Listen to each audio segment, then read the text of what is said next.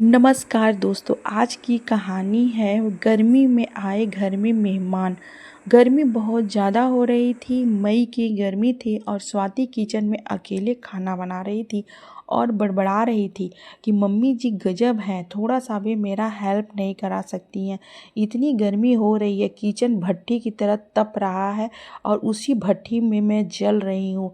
और आइटम चाहिए मम्मी जी को, कटहल का कोफ्ता बना दो, जीरा राइस बना दो, रोटी बना दो, पापड़ सेक दो, चटनी बना दो, सैलड बना दो। ये इंसान है या कुछ और, कुछ भी नहीं समझ में आता है मम्मी जी को। एक औरत होके औरत का तकलीफ नहीं समझ सकती हैं। इतनी गर्मी हो रही है, मैं पसीने से बिल्कुल भीग चुकी हूँ और भट्टी जैसे किचन में तप रही हूँ। बस Swati, relax relax Swati, calm down Swati. बस 10 मिनट और 10 मिनट और उसके बाद खाना बन जाएगा ना, तो मैं मस्त रूम में जा कर के एसी चालू करके खाना खाऊंगी। स्वाति अपनी मम्मी जी को खाना खिलाती है, पापा जी को खाना खिलाती है, किचन समेटती है और हस्बैंड थे जॉब पे। और फिर किचन क्लीन करने के बाद अपना खाना निकालती है और अपने रूम में जाने लगती है। जब वो अपने कमरे में जाती है, जाकर रिलैक्स होकर पहले बैठती है, एसी चालू करती है और मस्त हवा लेती है। खाना को साइड में रख दी और पहले अपना पसीना सुखाती है। खाना का जैसे एक निवाला अपने मुंह में डालने ही वाली थी, तब तक मम्मी जी आवाज़ लगाती हैं, स्वाति बेटा एक गिलास पानी देना। स्वाति का दिमाग ख़राब हो जाता है, खाना वहीं रखती है, पानी गिलास उठाती है, जाकर मम्मी जी को देती है और मन में सोचती है मम्मी जी भी हद है, अभी खाना खाना स्टार्ट भी नहीं किए थे कि मम्मी जी का फरमाइश आ गया। तब तक मम्मी जी बोलती है, स्वाति रुको, कल मेरे भैया भाभी आ रहे हैं, मेहमान। स्वाति का दिमाग ख़राब हो जाता है मेहमान का नाम सुनकर। वो बहुत ज़्यादा गुस्सा हो जाती है, रूम में जाती है और खाना की तरफ देखती है, लेकिन उसका खाने का मन नहीं होता है। इतनी गर्मी में वो लेटती है और एसी की ठंडी हवा में वो सो जाती है। अगली सुबह जब वो उठती है तो किचन में जाती है, चाय बनाती है और सभी को चाय पिलाती है। फिर उसके बाद नाश्ते में लग जाती है। तभी डोरबेल की आवाज़ आती है। स्वाति का दिमाग ख़राब हो जाता है, आ गए मेहमान, अब तो सारा दिन काम करना पड़ेगा, इस भट्टी जैसे किचन में जलना पड़ेगा। 1 मिनट का भी फुर्सत नहीं मिलेगा कि मैं जाकर के एसी की ठंडी हवा ले पाऊँ। ओ गॉड हेल्प मी, मैं क्या करूँ, मैं क्या करूँ। मम्मी जी उठती हैं और दरवाज़ा खोलने के लिए जाती हैं। सामने देखती है भैया भाभी अमर उजाला खड़े होते हैं। मम्मी जी अपने भैया भाभी को देखकर बहुत खुश हो जाती हैं और सभी लोग आपस में मिलते जुलते हैं, गले मिलते हैं, बच्चे आशीर्वाद लेते हैं अपनी बुआ का। तो मम्मी जी बोलती हैं, सारा गठबंधन, सारा मिलन दरवाजे पे ही होगा क्या, चलो चलो सब लोग रूम में चलो। मम्मी जी सभी को लेकर एसी वाले कमरे में जाती हैं और सभी लोग बैठते हैं एसी में और मस्त एसी की ठंडी ठंडी हवा लेते हैं। मम्मी जी आवाज़ लगाती है, स्वाति मेहमान आ गए, पानी नाश्ता लेकर आओ। स्वाति गर्मी में भट्टी में तप रही थी, वो जल्दी से पानी लेती है, नाश्ता निकालती है और सारे मेहमान को जाकर के चाय नाश्ता पानी पिलाती है। और वहीं पे खड़ी थी कि अगर मम्मी जी जो कहेंगी वही बनाना होगा, मैं अपने मन से क्या ही बनाऊंगी। स्वाति भी उन लोगों के हाँ में हाँ मिला रही थी, जो सवाल कर रहे थे स्वाति जवाब दे रही थी और मन में बहुत ही ज़्यादा गुस्सा था, लेकिन गुस्सा अपने चेहरे पे नहीं आने देती है। हल्की सी मुस्कान के साथ स्वाति सबसे बातचीत करती है। तभी मम्मी जी बोलती है, बेटा जाओ किचन में खाना बना लो। भैया बोलते हैं मेरे लिए मटर पनीर बना देना, भाभी बोलती है छोले पूरी बनाना, उजाला बोलती है चीज़ पास्ता बनाना और अमर बोलता है सैंडविच बनाना। सबका ऑर्डर सुनकर स्वाति का दिमाग ख़राब हो जाता है। मम्मी जी बोलती है रसगुल्ला बना देना। स्वाति सबका बात सुनती है और फिर मन ही मन में रोने लगती है। वो किचन में जाती है, पहले 2 मिनट रो लेती है, फिर उसके बाद खाना बनाना स्टार्ट करती है और मस्त एसी की हवा लेते हैं पूरे परिवार, टीवी देखते हैं, लेकिन स्वाति का हेल्प कराने कोई नहीं आता। स्वाति अपने कमरे को याद करती है, मेरा हाय एसी का कमरा, फिर उसके बाद भूल जाती है और चेहरा गर्मी से लाल हो गया था। छोले उबालती है, छोले पूड़ी बनाती है, मटर पनीर बनाती है, सैंडविच बनाती है और फिर चीज़ पास्ता बनाती है, सैलड बनाती है, मीठे में हलवा बनाती है, रसगुल्ला बनाती है। और वह गर्मी में भट्ठी जैसे किचन में तप तप कर अंदर ही अंदर रो रो कर घुट घुट कर बनाती है। एक एक करके पूरा खाना, फाइनली खाना बन जाता है तो मम्मी जी आवाज़ लगाती है, स्वाति कितना टाइम लगा रही हो खाना बनाने में, मेहमान भूखे हैं, जल्दी से खाना लगाओ टेबल पे। स्वाति मन ही मन में बहुत गुस्सा करती है लेकिन मुंह से कुछ बोलती नहीं है। आंखों में आंसू है लेकिन आंसू निकल नहीं पा रहे बेबसी के। स्वाति एक एक करके पूरा का पूरा खाना डाइनिंग टेबल पे लगाती है। स्वाति का चेहरा बिल्कुल लाल हो गया था गर्मी से, पसीने से। पसीने में डूबी हुई स्वाति बार बार पानी पीती है, खाना बना रही थी बेचारी। लेकिन उसका हेल्प कराने के लिए ना ही मम्मी जी गई, ना ही मामी जी गई और ना ही उजाला गई। एक एक करके डाइनिंग टेबल पर स्वाति मटर पनीर, छोले पूरी, सैंडविच, चीज़ पास्ता, मम्मी जी का फेवरेट रसगुल्ला पूरा टेबल पे सजाती है और सभी को बुलाकर खाना खिलाती है। मामा जी तो मटर पनीर देखकर खुश हो जाते हैं और मामी भी छोले पूरी खाकर खुश हो जाती हैं। बच्चे भी चीज़ पास्ता और सैंडविच खा के खुश हो जाते हैं। जितना देर तक सब खाना खाते हैं उतनी देर स्वाति की खाने की तारीफ करते हैं। स्वाति कोने में खड़ी होकर के सभी को खाना सर्व करती है। जैसे खाना ख़त्म होता है तो सभी लोग खाने में नुक्स निकालने लगते हैं। मामा जी बोलते हैं मटर पनीर में थोड़ा स्वाद कम था। मामी जी बोलती हैं पूरियाँ थोड़ी कच्ची थी। बच्चे भी बोलते हैं कि सैंडविच उतना टेस्टी नहीं था।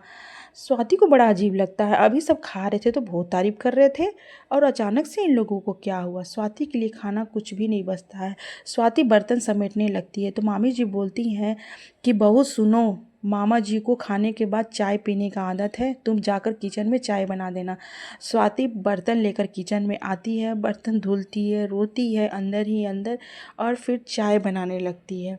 चाय बनाते बनाते सोचती है कि कौन इतनी गर्मी में चाय पीता, अभी जस्ट तो सब खाना खाने से पहले चाय पिए थे और फिर खाना खाने के बाद फिर चाय। इन लोगों को दया बिल्कुल भी नहीं आ रहा मेरे ऊपर कि मैं अकेली जान कब से भट्टी में तब कर इतने पसीने गर्मी में खाना बना रही हूँ। चाय बनाती है स्वाति और फिर सभी को जाकर के सर्व करती है। सभी लोग मस्त एसी में बैठकर चाय पीते हैं। जब स्वाति किचन में खाना खाने के लिए आती है तो उसके लिए खाना कुछ बचता ही नहीं है। इतना ज़्यादा टेस्टी खाना स्वाति बनाई थी कि सब लोग खा के चट कर जाते हैं। उजाला बोलती है भाभी रात के खाने में क्या बनाएंगी। स्वाति बोलती है क्या बनाऊंगी दीदी, सादा चावल दाल बना दूंगी। तो उजाला बोलती है कि भाभी सादा चावल दाल कौन खाता है। तभी मामी जी बोलती हैं ऐसा करो बहू, राजमा और जीरा राइस, ग्रीन चटनी, सैलेड और खीर बना देना और रायता बना देना। उजाला बोलती हाँ हाँ ये सारी चीज़ें बना देना। स्वाति का दिमाग ख़राब हो जाता है कि बाप रे, अभी तो मैंने इतना ज़्यादा वर्क किया है, अब 4-5 घंटे और लगेंगे किचन में तभी तो खाना कंप्लीट होगा। उदास मन से स्वाति सभी का पिया हुआ कप उठाती है और किचन में जाती है। एक तरफ राजमा रख देती है उबालने के लिए, चावल पक रहा था, आटा गूंद रही थी, सैलेड काट के रख दिया, ग्रीन चटनी बना दी और रायता भी बना दिया। स्वाति का चेहरा लाल था। सभी लोग एसी में मस्त बैठकर हंसी मजाक कर रहे थे, टीवी देख रहे थे, लेकिन स्वाति बेचारी अकेले किचन में पिसी जा रही थी। इतनी गर्मी में बेचारी का दिमाग ख़राब हो रहा था। वो पानी पी रही थी, खाना बना रही थी, पानी पी रही थी, खाना बना रही थी, क्योंकि वो दोपहर का लंच भी नहीं कर पाई थी क्योंकि उसके लिए तो कुछ बचा ही नहीं था। पूरा मेहमान चट कर गए थे, खाना भी खा लिए और खाने की बुराई भी कर लिए। स्वाति अपना पसीना पोंछती है, पानी पीती है, चेहरा लाल है लेकिन वो किचन में लगी है। फाइनली 2-3 घंटा मेहनत करने के बाद सबके पसंद का वो खाना बनाती है और डाइनिंग टेबल पे लगा कर आवाज़ लगाती है मम्मी जी खाना बन गया, सब लोग आके खाना खा लीजिए। सभी लोग डाइनिंग टेबल पे आते हैं और फिर खाना स्टार्ट करते हैं। फिर दोबारा से मामा जी, मामी जी, अमर उजाला बोलते हैं अरे वाह भाभी, बहू तुमने तो खाना बहुत अच्छा बनाया है, राजमा बहुत टेस्टी बनाया है, रायता भी बहुत अच्छा बनाया है, खीर भी बहुत टेस्टी बनाया है। स्वाति खुश हो जाती है, उसके खाने की तारीफ होती है। लास्ट में थोड़ा सा खाना बचता है।